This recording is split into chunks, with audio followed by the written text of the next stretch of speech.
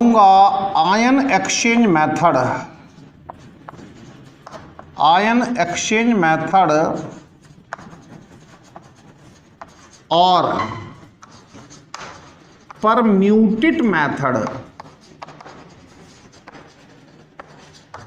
और zeolite method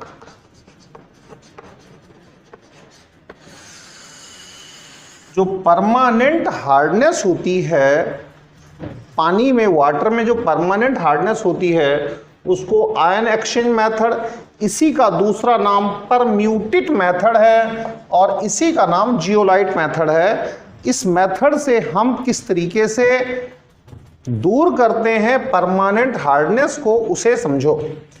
पहली बात तो परमानेंट हार्डनेस आती क्यों है, आपको पता है MgCl2, CaCl2, MgSO4 और CaSO4, ये जो सोल्यूबल सॉल्ट्स हैं ये परमानेंट हार्डनेस के लिए जिम्मेदार हैं। ये आसपास जो सोल्यूबल सॉल्ट्स हैं यही कॉज करते हैं, यही बनाते हैं पानी के अंदर परमानेंट हार्डनेस को, यही बनाते हैं, कोई और नहीं बनाता। परमानेंट हार्डनेस इन वाटर, उसके लिए रिस्पॉन्सिबिलिटी इन्हीं की है। अब इसको दूर करने के लिए, यानी इनको पानी से निकालने के लिए हमें परम्यूटेट या जियोलाइट मेथड की जरूरत पड़ती है।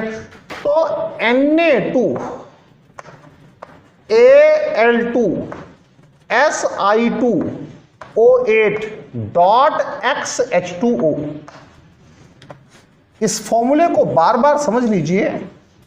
Na2HAl2Si2O8.XH2O, इसका नाम क्या है, हाइड्रेटेड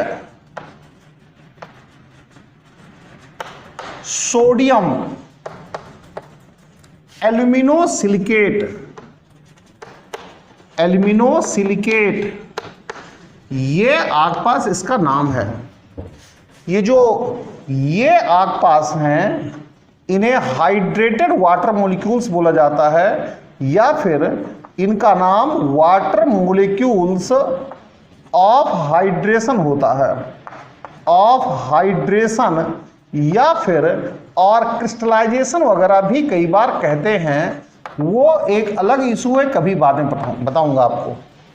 अब आप करो क्या, इसमें करना क्या है, आप इसमें से 2 कॉमन ले लो। तो अगर हम यहां से 2 कॉमन ले लेते हैं, 2 कॉमन ले लो, टेक 2 कॉमन, इसमें से कॉमन ले लो, तो 2 तो बाहर हो गए भाई, बाकी क्या बचा, यहां बचा Na, यहां बचा Al, यहां बचा Si, यहां बचा O4, यहां बचा X/2H2O, ये बच गया भाई साहब, ये बच गया। फिर दोबारा बता देता हूं, इसमें से 2 कॉमन ले लो, इसमें से 2 कॉमन ले लो, और जब आपने 2 कॉमन लिया तो इस तरह से बन गया। अब आप 2 को, जो 2 है, इस 2 को छोड़ दो, कॉमन था छोड़ दो, तो ये बन गया NaAlSiO4.X/2H2O। मेरे बच्चों, जो ये वाला पार्ट है, ये इस वाले पार्ट को आप एज्यूम करो Z, इसको एज्यूम किया एज Z। आपके पास जब Z एज्यूम किया तो ये क्या बन के आएगा, ये बन करके आएगा NaZ, Na के ऊपर प्लस चार्ज, Z के ऊपर माइनस चार्ज। इसी को हम आजकल सोडियम जियोलाइट बोल रहे हैं, इसी को हम आजकल सोडियम जियोलाइट बोल रहे हैं, या फिर इसी को हम परम्यूटिट बोल रहे हैं, परम्यूटिट बोल रहे हैं, इसी को हम सोडियम जियोलाइट या फिर परम्यूटिट बोल रहे हैं। फिर दोबारा से समझिए और सीखिए, ये आपके एग्जामिनेशन में कई बार छोटी छोटी छोटी चीजें पूछी जाती हैं और आप लोग फिर बहुत ज्यादा से परेशान होते हैं। Na2Al2Si28.XH2O, इसको आप अपने दिमाग में बहुत अच्छी तरह से फिट कर लो। ये हाइड्रेटेड सोडियम एल्यूमिनोसिलिकेट है, हाइड्रेटेड सोडियम एल्यूमिनोसिलिकेट है। अगर आपको कोई दिक्कत हो रही है तो अब इसे ये समझो कि इसमें से 2 कॉमन ले लिया। अरे भैया यहां भी 2 था, यहां भी 2 था, यहां भी 2 था, इसमें भी 2 था, 2 कॉमन लेने में कौन सी दिक्कत है, कौन सी परेशानी, 2 कॉमन ले लिया। तो जब 2 कॉमन लिया, NaAlSiO4.X/2H2O, ये वाटर मॉलिक्यूल्स ऑफ हाइड्रेशन है। अब मान लो x की वैल्यू 10 है तो फिर x/2 की वैल्यू 5 आ ही जाएगी, कोई दिक्कत वाली बात नहीं है। अब इस पार्ट को, इस वाले पार्ट को आपको Z एज्यूम करना है। Z क्यों एज्यूम करना है? रिएक्शंस को आसानी से लिखने के लिए Z एज्यूम करना है। आपने Z ले लिया तो अब ये बन के आ जाएगा NaZ, सोडियम जियोलाइट या परम्यूटिट। बच्चों अब आपको सोचना यह है कि सोडियम जियोलाइट या परम्यूटिट जिसका फॉर्मूला अब NaZ आ गया, इन इंप्योरिटीज को कैसे दूर करेगा? आखिर क्या ये ऐसा जादू करेगा जिससे कि ये इंप्योरिटीज दूर हो जाएं? मैं थर्ड पॉइंट बताता हूं और फिर पता चलेगा ये इंप्योरिटीज किस तरह से दूर हुई। यानी कि CaCl2, MgCl2, CaSO4, MgSO4 जो कि सोल्यूबल थे, ये इंप्योरिटीज किस तरह से दूर हुई। देखिए यहां पर CaCl2 था, MgCl2, यहां पर CaSO4 और MgSO4, ये सब के सब वाटर सोल्यूबल सॉल्ट्स हैं। और ये जो वाटर सोल्यूबल सॉल्ट्स हैं, ये आपके पास वाटर सोल्यूबल जो सॉल्ट्स हैं, ये वाटर सोल्यूबल सॉल्ट्स जो कि रिस्पॉन्सिबल हैं परमानेंट हार्डनेस के लिए, ये जो कि रिस्पॉन्सिबल है परमानेंट हार्डनेस के लिए, इनको जियोलाइट दूर कैसे करेगा? अभी मैंने लिखा है कि जियोलाइट का फॉर्मूला NaZ, ठीक है, अभी मैंने लिखा है जियोलाइट का फॉर्मूला NaZ, ये परम्यूटिट या जियोलाइट का फॉर्मूला है। ये लिखा है NaZ, ये लिखा है NaZ, अभी लिखा है कि हाँ भाई साहब ये फॉर्मूला होता है, इस पर प्लस चार्ज, इस पर प्लस चार्ज, इस पर प्लस चार्ज, इस पर प्लस चार्ज, तो इस पर माइनस है, तो इस पर माइनस है, तो इस पर माइनस है, इस पर माइनस है। कौन सा लॉ लगेगा? लॉ ऑफ इलेक्ट्रिकल न्यूट्रलिटी लगेगा, लॉ ऑफ इलेक्ट्रिकल न्यूट्रलिटी। कौन सा लॉ लगेगा इस पर? लॉ ऑफ इलेक्ट्रिकल न्यूट्रलिटी लगेगा भाई साहब, लॉ ऑफ इलेक्ट्रिकल न्यूट्रलिटी जो मैंने टेक्निक में बताया है, लॉ ऑफ इलेक्ट्रिकल न्यूट्रलिटी लगेगा। इसको लिखने के लिए लॉ ऑफ इलेक्ट्रिकल न्यूट्रलिटी लिखिए लगेगा, ये मैंने टेक्निक में आपको बताया है। कोई बात नहीं, अब जरा समझने की कोशिश करिए। क्या समझने की कोशिश करेंगे?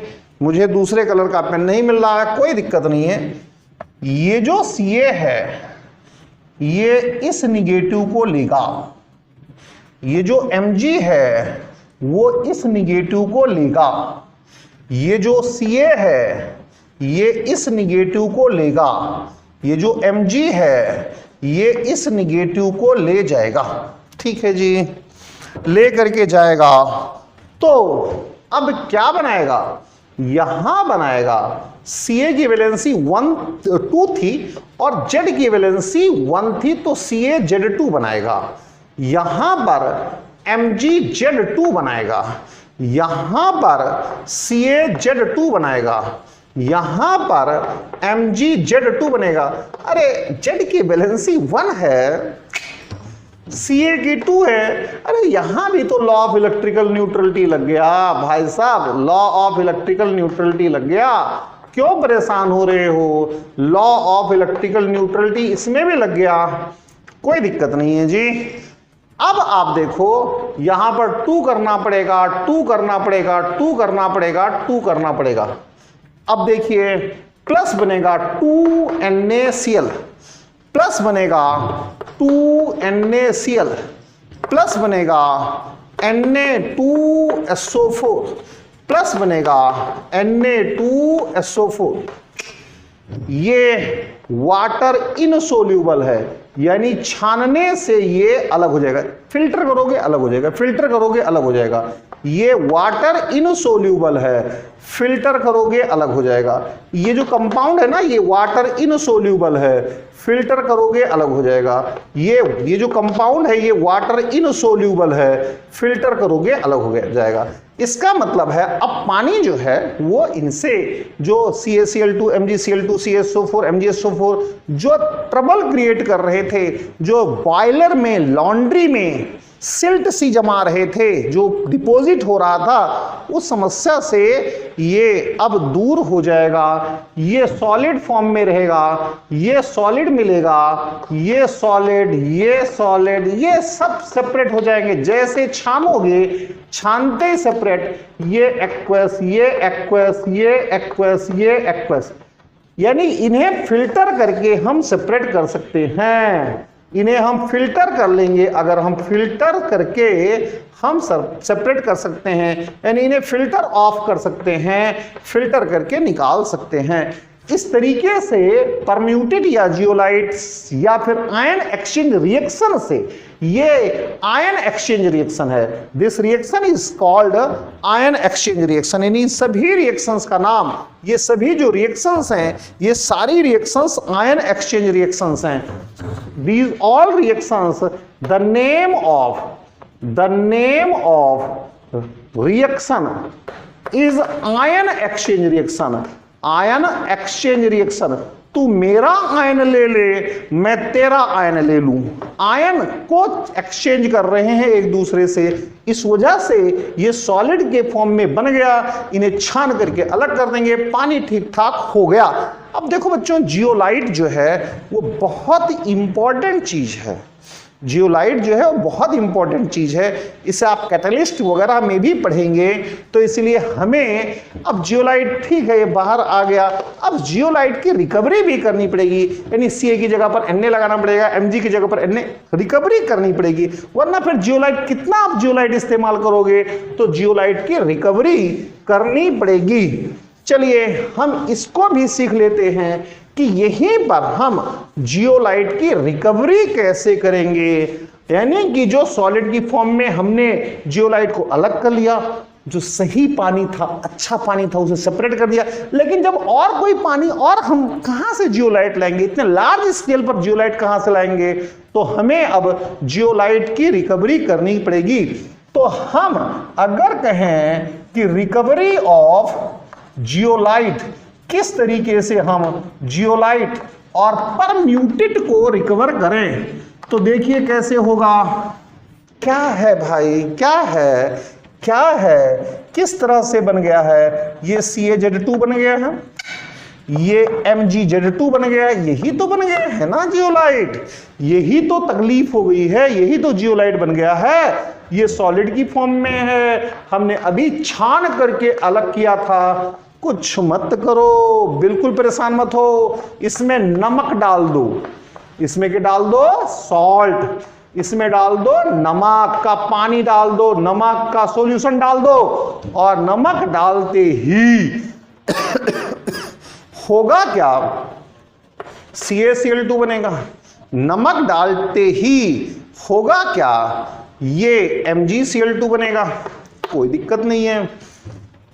यानी कि आप यहां पर 2 कर दो, प्लस क्या बनेगा, 2NaZ, 2NaZ। लो भाई साहब, ये जियोलाइट सेपरेट हो गया। आपको जो जियोलाइट आपने खर्चा किया था, वो जियोलाइट आपका बन गया। जो जियोलाइट आपने खर्च किया था, खर्चा जिस जियोलाइट का किया था, जो जियोलाइट आपने खर्चा कर दिया था, वो जियोलाइट आप प्रोड्यूस कर चुके हैं। यानी कि जियोलाइट अब बहुत ज्यादा डालने की जरूरत नहीं पड़ेगी। Thank you very much.